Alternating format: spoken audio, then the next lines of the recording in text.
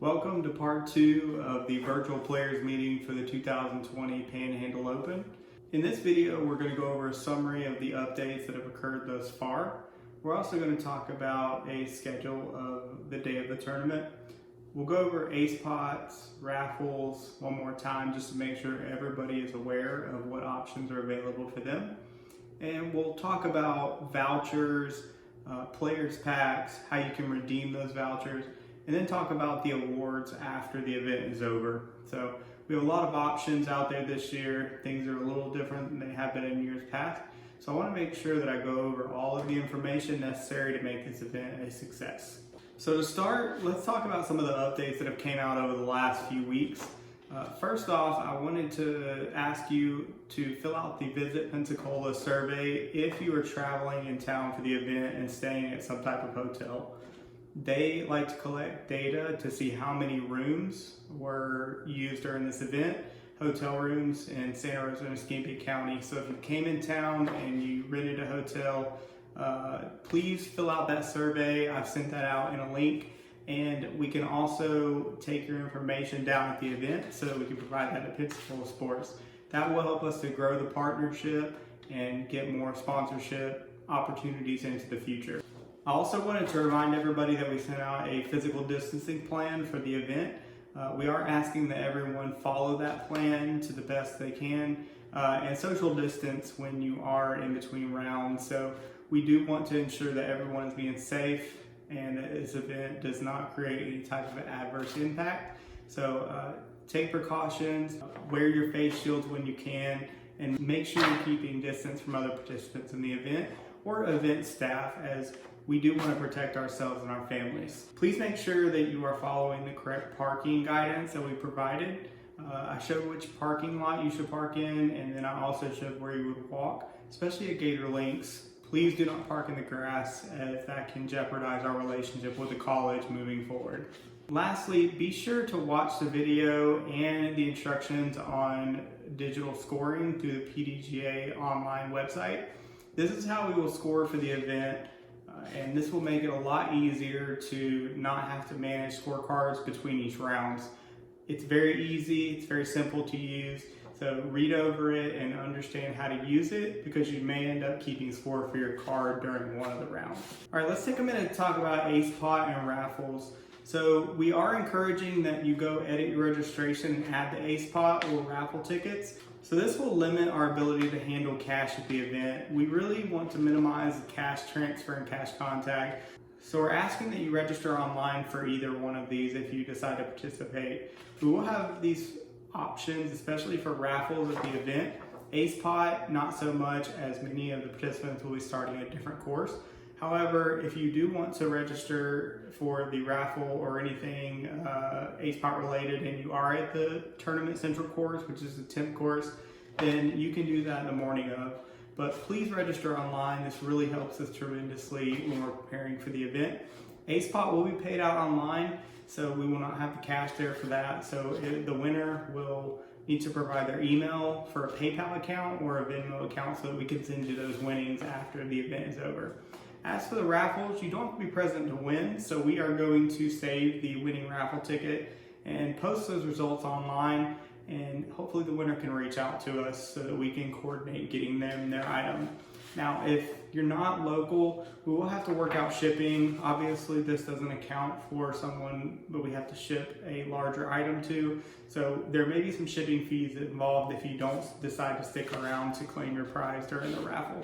So I want to announce our feature card. This is our pro card that will be filmed by Solu Productions. So first off on the card is Cameron Colglazer. Don't need to say anything else. You all know who he is. So he will be our first participant on our feature card. The next is Colin Forehand.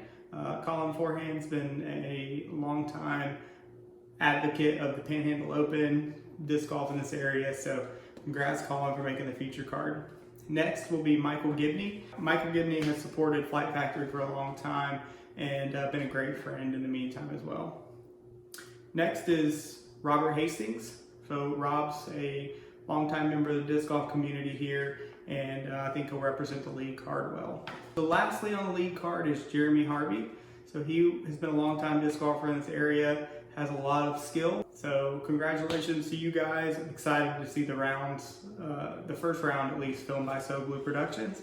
And then for second round, it will be determined by who has the hottest scores. So be sure to check that out. We're hoping the footage will be out between 7 to 14 days after the event. I've had a lot of questions about your starting holes, which hole everyone's going to start on. I will post a picture of the board on Friday. That will indicate where you will start at the beginning of the event. So obviously you can go directly to your course. There's no players meeting, and you can practice and warm up at that course so that you're ready to begin promptly at 9 o'clock. I will also have the boards at each course. So if by chance you miss that, don't sweat it. Don't worry about emailing me.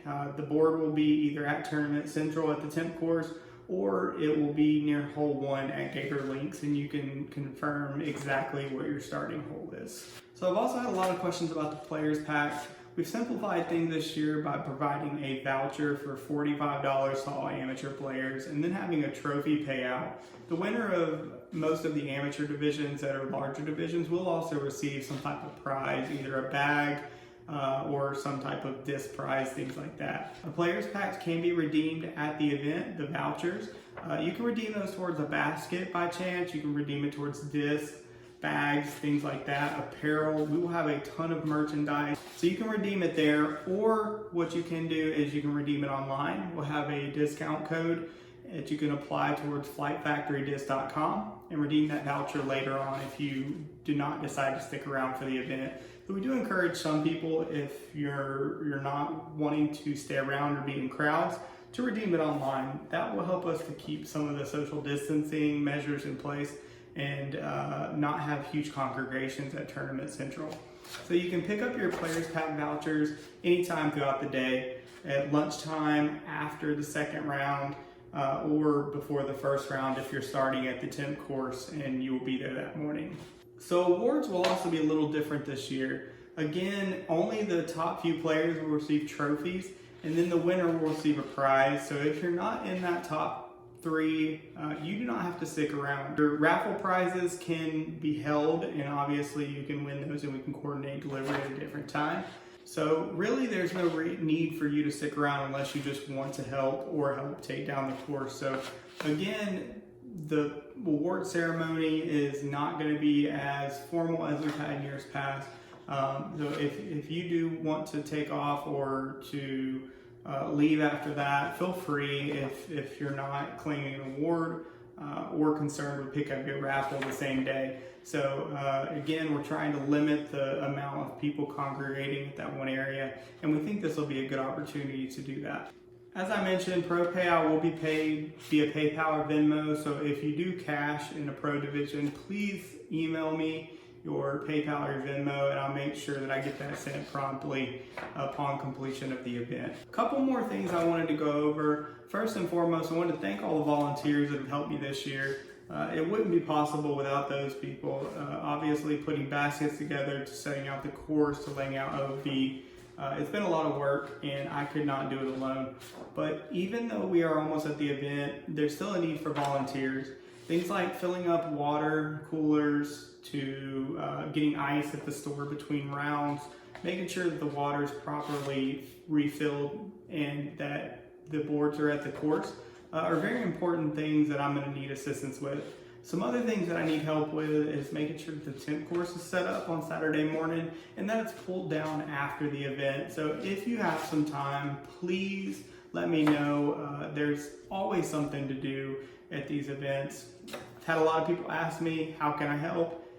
Come see me. There is something to do for everybody. So thank you guys for helping me out with this.